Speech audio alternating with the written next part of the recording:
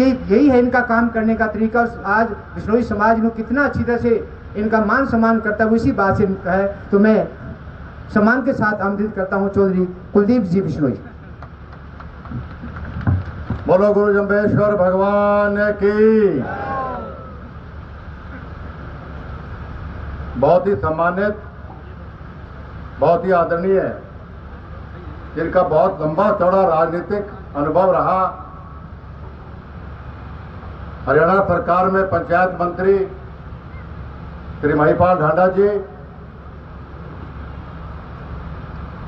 आज की सभा के हमारे अध्यक्षता कर रहे श्री नरसिंहराम बिश्नोई जी, मेरे बहुत ही बढ़िया मित्र और आज के सभा के संयोजक, बहुत ही ओजस्वी नेता भाई आदित्य चौटाला जी,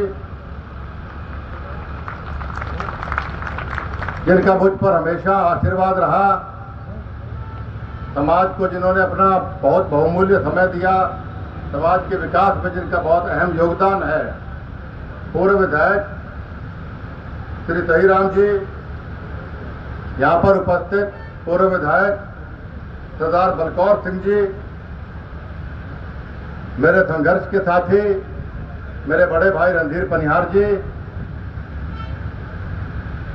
यहाँ पर उपस्थित सरसा जिला के नवनियुक्त अध्यक्ष श्री शीतपाल कंबोज जी, श्री हरचरण सिंह जी सरपंच, अखिल भारतीय बिश्नोई महासभा के वरिष्ठ उपाध्यक्ष श्री सुभाष डेडू जी, बिश्नोई सभा आदमपुर के हमारे अध्यक्ष श्री राजाराम खीचड़ जी, यहाँ पर उपस्थित मेरे भाई बलदेव खोखर जी, श्री इंद्रजीत जी, श्री संत कुमार जी, मेरे बहुत ही जारू साथी श्री सोम प्रकाश जी सिगड़, श्री मेरे संघर्ष के पुराने साथी रहे भाई कुलदीप गदराना जी, श्री कृष्ण सिगड़ जी, निहाल सिंह जी गुदारा, श्री परविंदर बिश्नोई जी, श्री राजकुमार जी, श्री मुकेश बिश्नोई जी, श्री रमेश जी राजपुरा, श्री मनोहर जी गंगा, भाग सिंह जी, श्री महेंद्र सिंह जी कड़वासरा, श्री अजैब सिंह जी, श्री मंजराम जी सुधार, श्री जगदीश जी तरड़, मंशा सेन, सभी सम्मानित नेतागण, प्रेस के साहिबान, बुजुर्गों, माताओं, बहनों, नौजवान साथियों, प्यारे बच्चों, सबसे पहले तो आज के इस भव्य कार्यक्रम के लिए, इस आयोजन के लिए और इस सोच के लिए मैं भाई आदित्य चौटाला जी को बधाई देता हूं, मुबारकबाद देता हूं। ये सोच, ये धारणा और ये कार्य अपने समाज से बाहर होके किसी और समाज की सोच भी रखना, ये कोई साधारण आदमी के बस की बात नहीं। आपके इलाके की किस्मत है, आपके इलाके का सौभाग्य है कि आपको भाई आदित्य चौटाला जैसा नुमाइंदा मिला। मैं दिल की गहराइयों से आभार व्यक्त करता हूं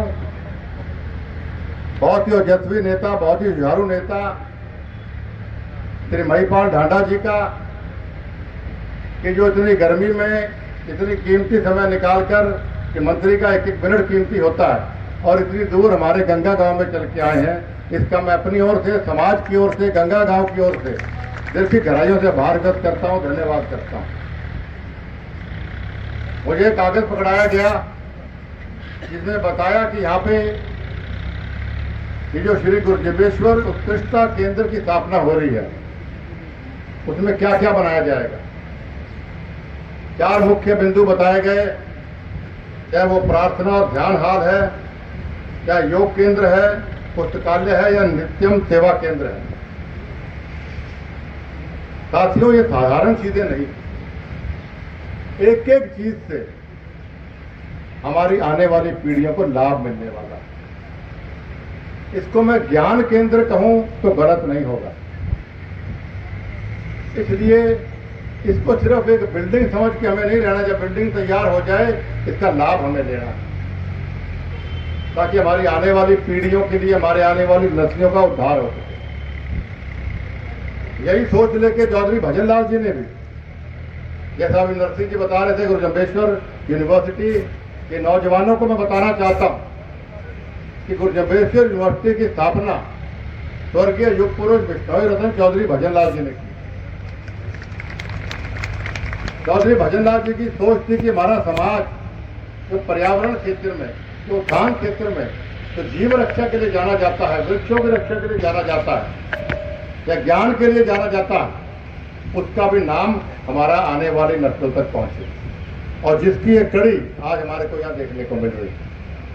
साथियों,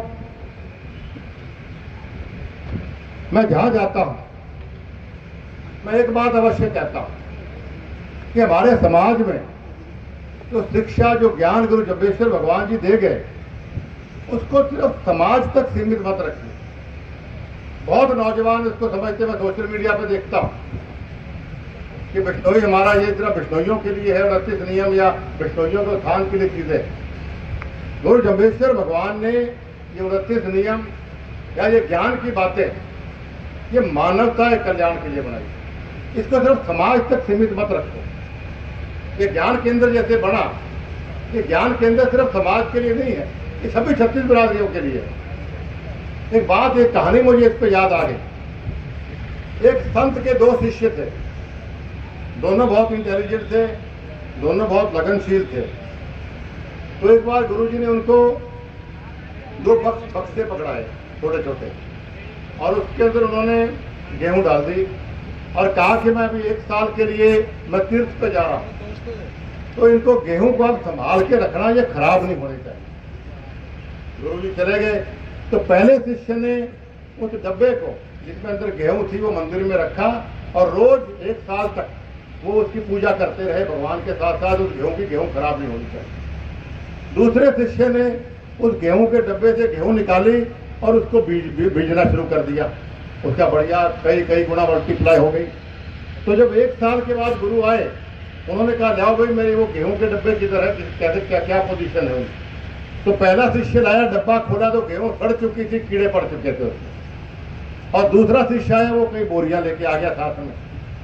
तो गुरु महाराज ने कहा कि इस शिष्य ने मेरे ज्ञान को उसको समझा, व्यवहारिक रूप दिया। तो यही मैं आपको समझाना चाहता हूं कि गुरु महाराज के ज्ञान को सिर्फ डब्बे में बंद मत रखिए, इसको फैलाइए और समाज के रूप में। मानवता के कल्याण के लिए हमें आगे बढ़ना, इसको आगे बढ़ाना। हमारे समाज की जो महानताएं हैं, गुरु महाराज ने कई 100 साल पहले आने वाले पर्यावरण के खतरे को बारे में हमें अवगत कराया था, जो आज विदेशी लोग भी इस बात का लोहा मानते हैं। चिपको मूवमेंट में अमृता देवी को कौन भूल सकता, शहीद अमृता देवी को। 363 बिश्नोइयों ने वृक्ष की रक्षा के लिए अपने सर कर्म करवाए। इतने स्वर्णिम इतिहास हमारे समाज का है, लेकिन इसकी आगे आप लोगों को प्रेरित करिए। यही सच्ची श्रद्धांजलि मैं समझता हूं कि चौधरी गुरु जम्बेश्वर भगवान जी की शिक्षाओं को होगी। ये ज्ञान केंद्र बनाने के लिए जब भी आदित्य जी से मेरी बात होती है, बड़ी हैरानी मुझे होती है। कोई भी लीडर किसी और लीडर से मिलता है तो अपने व्यक्तिगत कामों के लिए मिलता है। भाई मुख्यमंत्री को ये कह दो, या मैं ये करना चाहता हूँ, या मेरे लिए ये मेरे लिए हो जाए। जब भी ये मुझे मिले, ये मंच गवाह है, हमेशा आपके इलाके के उत्थान की बात मेरे से करते हैं। बड़ा खुश मैं होता हूँ, बड़ा फक्र मुझे महसूस होता है। और मैं फक्र इस बात पे होता है कि मेरे बिश्नोई समाज के गांव भी एक ऐसे नुमाइंदे के हल्के में पड़ते हैं जो इतनी बढ़िया और पॉजिटिव सोच रखता है।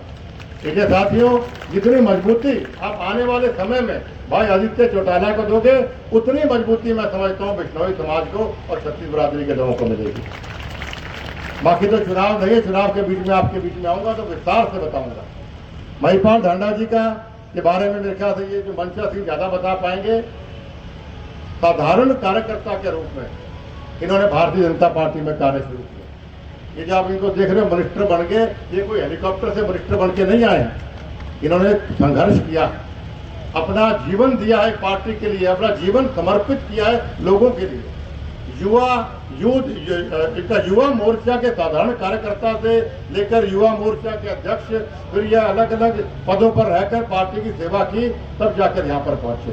तो ये नौजवान साथी यहाँ खड़े पीछे बैठे मैं देख रहा हूँ, इनकी जीवनी से आप भी शिक्षा लीजिए। एक साधारण परिवार से, जिसके परिवार के इतिहास में कोई राजनीति में ना रहा हो दूर दूर तक, वो व्यक्ति अगर मंत्री पद तक पहुंच सकते हैं तो आप लोग क्यों नहीं पहुंच सकते। इसलिए साथियों, इन महान राजनीति महिपाल ढांडा जी आज जो यहाँ पर पधारे हैं, मैं उनका भी आभार व्यक्त करता हूँ और उनसे आप सब की ओर से मैं प्रार्थना करना चाहता हूँ।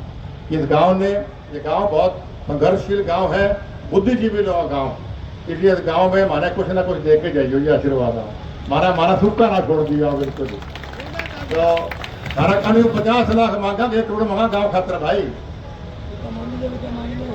लालच ना करो, 50 को काम चला दो यार। एक मांगा के एक को राजी हो जाओगा, राजी रहोगा ना मन आगे कई महीना तक। चलो महिपाल जी, आपसे प्रार्थना है हमारे गांव को आप 1 करोड़ रुपए का कोई न कोई घोषणा करके जाए, जिसके अंदर विभिन्न कार्य जो गांव के होंगे, छोटे छोटे कार्य जो गांव के हैं, उन कार्यों में एस्टिमेट बनवा के हम आपको सरपंच साहब और आदित्य चौटाला जी खास तौर पर आपको भिजवा देंगे। आपको क्या लेटर भी इन्होंने दिया है, उसके एस्टिमेट पर धीरे धीरे सारे काम होते रहेंगे और ये गाँव एहसान मानने वाला गाँव आने वाले समय में आपको जरूर आशीर्वाद देगा। एक बार पुनः मुझे यहाँ पर बोलने का अवसर दिया, कि गर्मी बहुत है, मैं और बोलना चाहता हूँ, लेकिन आप सुबह से बैठे हुए, हम लेट भी हो गए। एक बार पुनः आदित्य जी का दिल की गहराइयों से मैं आभार व्यक्त करता हूँ कि मुझे आपके बीच में मुखातिब होने का मौका मिला।